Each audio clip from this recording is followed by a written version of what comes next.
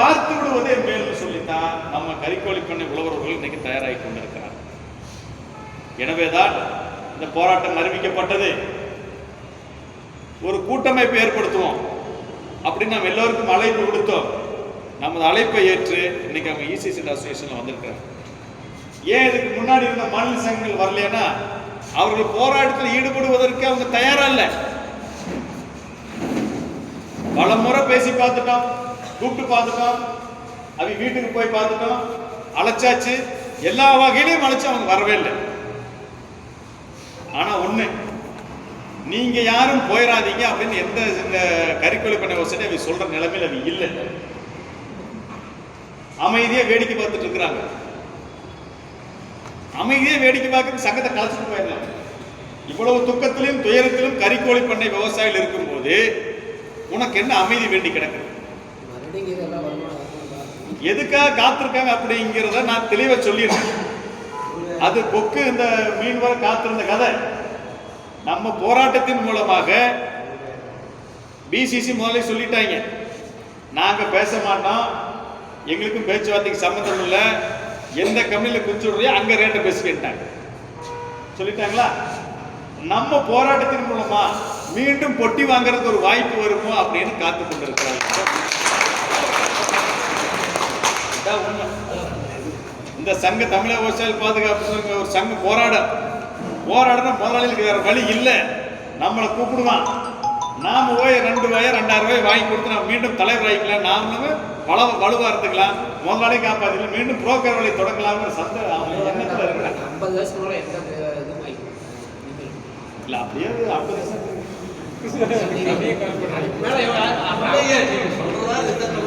ஆக இந்த ஏற்பாட்டில் தான் அவர்கள் இருக்கிறார்கள்.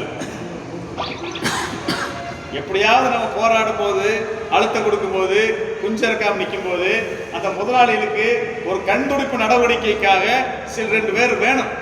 அந்த 2 பேர் வாய்ப்பு நமக்கு வரும், இல்லை எனக்கு மட்டும்தான் வரும், இல்லை அவனை கூப்பிட மாட்டாங்க, என்னை மட்டும் தான் கூப்பிட 2 பேர் காத்துட்டு இருக்கிறாங்க. 2 பேர் காத்துட்டு இருக்காங்க. நீங்க காத்துட்டே இருக்கு சாமி. விவசாயிகள் போராட்டங்களோட ஒப்புதல் இல்லாம நீ எங்காச்சும் பேச்சுவார்த்தைக்கு போயிட்டு வந்த அப்படின்னா உன் நிலைமை சிரமமாயிடும்.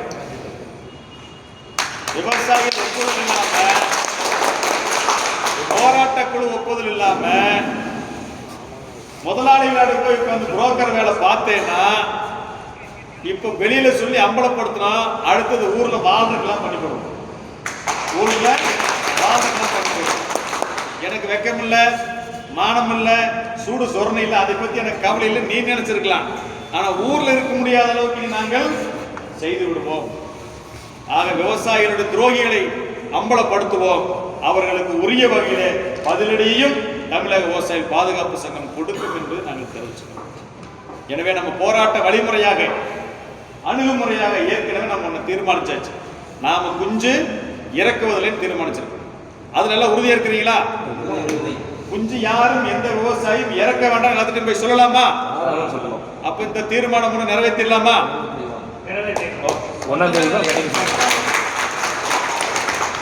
இரண்டாவது தீர்மானமாக நாம் ஒரு 4,500 விவசாயிகளை திரட்டிக் கொண்டு வருகிற ஜனவரி 7ஆம் தேதிக்குள்ள தமிழ்நாடு அரசு நம்மளை அழைத்து முத்தரப்பு பேச்சுவார்த்தை நடத்தி பிரச்சனைக்கு தீர்வு காணல அப்படின்னா சென்னை நோக்கி போய் அங்கிருக்கக்கூடிய இயக்குநர் அலுவலகத்தின் முன்பு காத்திருப்பு போராட்டத்தில் ஈடுபடலாமா? அதாவது முதல் தீர்மானம், நாங்கள் இனிமேல் குஞ்சு இறக்க மாட்டோம், வளர்க்க மாட்டோம், நாங்கள் உற்பத்தி நிறுத்தத்துக்கு நாங்களே சுயமாக ஈடுபடுகிறோம். இரண்டாவது, ஒரு வார காலத்துல ஜனவரி 1 திறந்து நம்ம அதிகாரப்பூர்வ போராட்டத்தை தொடங்குறோம். ஒரு வார காலத்துக்குள்ள தமிழ்நாடு அரசு கால்நடைத்துறை இயக்குநர், செயலாளர், அமைச்சர் பெருமக்கள் எல்லோரும் இணைந்து நிறுவனங்களை அழைத்து நம்மளையும் அழைத்து பேசி நம்மளுக்கு நாம் அறிவித்திருக்கிற 20 ரூபா அப்படிங்கிற கூலியை பெற்றுத்தருவ நடவடிக்கை அவர்கள் எடுக்கலைன்னா சென்னை நோக்கி போலாம் அப்படிங்கிற 2வது தீர்மானம்.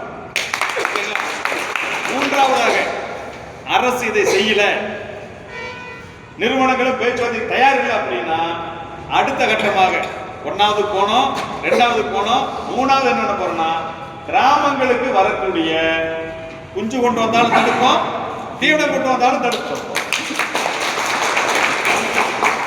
குஞ்சு கொண்டு வந்தாலும் தடுப்போம், தீவனம் கொண்டு வந்தாலும் தடுப்போம். குஞ்சு கொண்டு வந்து தீவனம் கொண்டு தடுக்கிறதுக்கு இல்லாம நீங்க வேணும்னா முதல்ல பேசி முடிச்சு சந்தோஷமா போராட்டத்தை முடிவு கொண்டு வாங்க. ஏன்னா நம்ம அந்த நிலைமைக்கு தள்ளக்கூடிய சூழ்நிலைக்கு அவர்கள் தயாராக இருக்கிறார்கள். நீ வளர்க்காம இருந்துப்போ, எனக்கு வளர்க்கறதுக்கு ஆள் இருக்குது. அரசாங்கம் நான் பேச்சு வைக்கணும்னு சட்டம் கிடையாது. நான் வருவேன் வர மாட்டேன், அது ஏன் சொல்றியா? அப்புறம் இப்படி இருக்கிறவங்கிட்ட அடுத்தது தீவன வண்டியை குஞ்சு வண்டி தடுக்கிறதா தான் அடுத்த இடத்துக்கு வருவான். ஆக கிராம அளவுல தீவன வண்டியை குஞ்சு வண்டி தடுக்கிறதுக்கு நிலைமை கொண்டு போயிட்டாங்கன்னா அதையும் செய்வோம். செய்யலாங்களா? நான் கிராம அளவுல எங்க ஊர்ல ஒரு 10 பண்ணை இருக்குது. பாருங்க, குஞ்சை தடுக்கிறேன், சங்கத்துக்கு எல்லா விவசாயியும் கூட்டிட்டு போற ஊர் மக்களையும் திரட்டுறான், தீவன வண்டியும் தடுக்கிறேன், தீவன விடாம தடுக்கிறான். அப்போ வலிக்கவில்லைன்னா குஞ்சு பொறிப்பா ஹேச்சரிங் யூனிட்டுக்கு முன்னாடி தொடர் காத்திருப்பு நடத்துவோம், முற்றுகையும் நடத்துவோம். அதுக்கெல்லாம் யோசனையே கிடையாதாக 4 படிநிலைகளாக இந்த போராட்டத்தை நாம் நடத்திருக்கிறோம். அதுதான் நம்முடைய அணுகுமுறை. முதல் விஷயம், நாம கோழி வளர்க்க போறது கிடையாது. 2வது படிநிலை, நாம சென்னைக்கு போய் அரசுக்கு உட்கார்ந்து 4000-5000 விவசாயிகள் உட்கார்ந்து மிகப்பெரிய அளவில் பிரச்சனை தீர்வு வரைக்கும் தொடர் காத்திருப்பு போராட்டம். காவல்துறை வந்தாலும் கைது செஞ்சாலும் 6 மணிக்கு விட்டா மீண்டும் போய் இயக்குநர் அலுவலகத்துக்கு முன்னாடி தான் உட்கார்றது. அமைச்சர் வந்து அமைச்சருக்கு முன்னாடி போய் உட்கார்றது. அரசும் முதலாளிகளும் தீர்த்து தரல அப்படின்னா முதலாளிகளை கிராமங்களுக்குள்ள அவங்க வண்டியை கொண்டு வர்றதுக்கு, குஞ்சு இருக்கிறதுக்கு, தீவனம் இருக்கிறதுக்கு அனுமதிப்பதில்லை. அதுக்கு அப்பவும் நீங்க எங்களுக்கு தீர்வை கொடுக்கவில்லைன்னா அவங்க குஞ்சு பொறிப்பகங்கள் ஹேச்சரிங் யூனிட் இருக்கு இல்லைங்களா, எல்லாவற்றையும் சென்று முற்றுகையிடுவது, முடக்குவது. இதுல வழக்கு வந்தாலும் சந்திக்க தயார், எவ்வளவு விமர்சனம் வந்தாலும் சந்திக்க தயார். தேவை நம்மளுக்கு கூலி உயர்வு, கோரிக்கை நிறைவேற்றணும், அவ்வளவுதான். ஆக போராட்டத்தை அறிவிச்சிருக்கிறோம். முத்தரப்பு பேச்சுவார்த்தை கூட்டுறோம் அரசாங்கம் அறிவிச்சிருக்குது. ஆனா தேதி இன்ன வரைக்கும் அறிவிக்கல. முத்தரப்பு பேச்சுவார்த்தை கூட்டுவோம், நடத்துவோம்ங்கிற முடிவுக்கு வந்த தமிழ்நாடு அரசு அதற்கான பணிகளை செய்யவில்லை என்றால் அடுத்தடுத்த கட்ட போராட்டத்திற்கு நாங்கள் சென்றால் அது நாங்கள் செல்வதில்லை. நீங்கள் எங்களை பிடித்து தள்ளுறீங்க. நீங்க எங்களை கூப்பிட்டு பேச தீர்த்து வச்சா மகிழ்ச்சி. நாங்க சென்னைக்கு வர போறதில்லை. சென்னைக்கு வந்து நீ தீர்த்து வைக்கலன்னா உன் ஊருக்குள்ள என் வண்டி வராது, என் ஊருக்குள்ள உங்க வண்டிகள் எதுவுமே வராது. அப்போ நீ வெளில நான் வண்டி பிடிச்சதுக்கு கரெக்டா குஞ்சு போய் கடத்துக்கு நான் வரப்போறேன்.